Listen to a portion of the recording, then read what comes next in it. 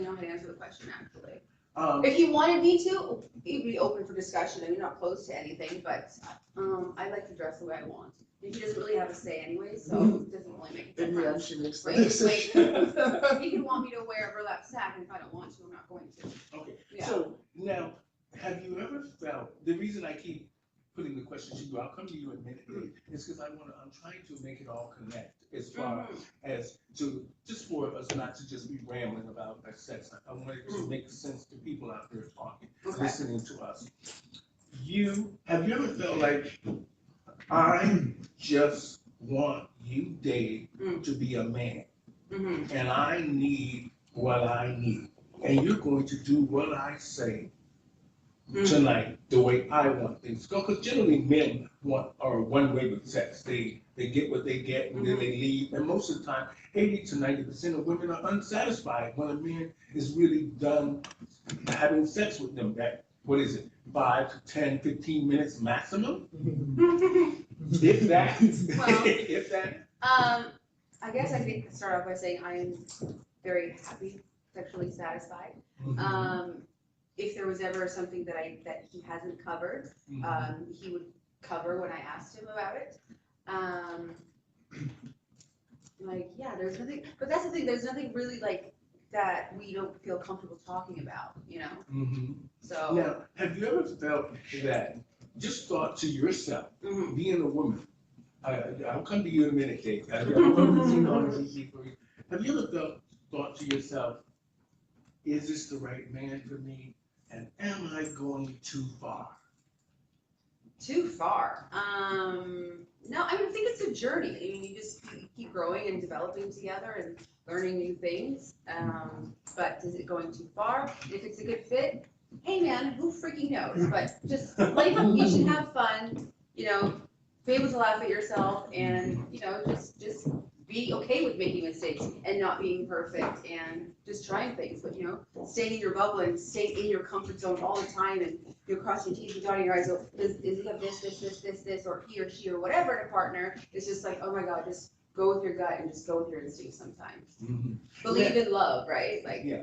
Now, you know, a lot of times when we see these kind of things, whether it's the BDSM fetishes, or we see people that have the deeper fetishes, like I know some guys that like to dress up like babies and want to sit in cages, I've heard. it's a lot of work, yeah. Yeah, these are, do you guys do this at your service? I don't like to do that stuff, really. That's not my thing. I mean, the bondage thing, yeah, but not the baby thing and all that stuff. Okay, what's the weirdest thing you guys have done? What's the weirdest? The face twitch guy. That was a little different. Yeah, so I mean, there's some really. What did you say? The face twitch? Yeah. I had a guy who was turned on by this. He saw a Sesame Street episode of Mean Child. Yeah. Because that's what homosexuality starts anyway. Yeah. So I mean, fetishes like go range. They range, and this way, it's not just like A, B, or C. It's they range so far. Like I've seen. I usually see the clear cut, like bread and butter. Here's the normal brain bondage. Yeah, but show her the face. Okay. Because he does it really good, because he has really expressive life. So I had to replicate this clown that he saw, and it was via the clown putting on his makeup, but in reverse and sped up. I don't know how to do it. So I had to look at this guy. I had this face twitch thing. Yeah, it's twitching my eyebrows and my face. And he got excited off this. And it was just that, right? It was like, okay, this is a fetish I've never seen before, but they exist. People have these things from when they were a child that just don't make sense to anybody else, but they're out there. Now, have you guys ever felt, I mean, as women, Gigi, we know women are under a constant threat from men, in a sense of some way, or either they're trying to pick you up, or they're trying to harm you, or they're trying to do certain things because you won't do what they want you to do. Now, have you ever felt you were in danger? Any real danger? Like, have you just felt like, oh my God, I've got to get away from this? I have been like pretty confident all of my life.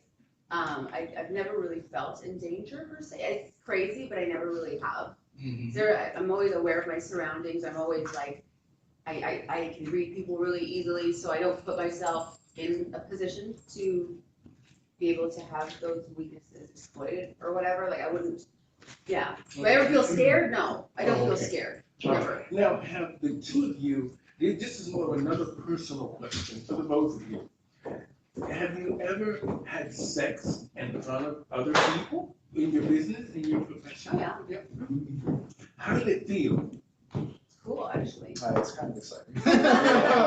Yeah. See that? Threesome's working Yeah. out. Now, the reason I ask that is because sometimes, when there's a third person, they always call it the third wheel. Mhm. And that person, usually somebody always gets left out.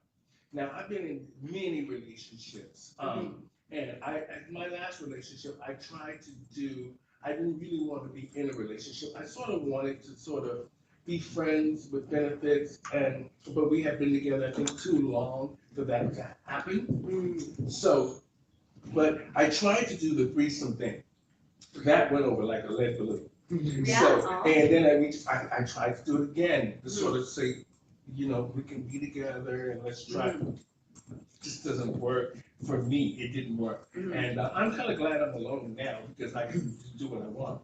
But Dave, now, how do you feel when other men, mainly in your business, they see this attractive woman here and they come to your place and she's got everything going on and plus the fetish? How do you feel when you see other men look at Gigi that way? Well, I feel pretty good because, like, I know when she walks outside and, like, people look at the comments and stuff like that. People think she's gorgeous. I think she's gorgeous. She's beautiful. And they should. And she should have that reinforcement. And I don't feel bad. I know she's not out looking for more dick. I have, right? I know that. And I know that, I know that she's faithful. I know that she's trustworthy. And I know that it's not a bad thing, right? And when clients come over, I will bring them to her, and I'll feel good about it, and I'll know what's going on in that session. Okay. And I'll get excited. So it's basically, this is a business for you. And the thing during the day is just really when you're walking around, is to promote the business. Well, we do really, like it's like a lifestyle, right? Oh, you live the lifestyle. Oh, yeah. So we live a lifestyle of this, right? So this is like our connection. We feel the same as a vanilla couple holding hands down the street and the closest they have, and give you a kiss. I feel that from this. Well, I can see a connection between the two of you, and that's a good energy. I don't feel that thing where sometimes couples, they have that backup, and and it's usually the sexuality thing that keeps a grip on couples, that makes them, more leery about the other one. And it's great to see that you guys are in this underground world of fetish. For me, this Bdsm is things that people probably should explore a little bit more, because it will make their sex lives more interesting. Yeah, don't judge it so much. Like, it also makes outside of your sex life more solid, and it makes a bigger connection. Like she said, we fight sometimes, we get into arguments and stuff, but.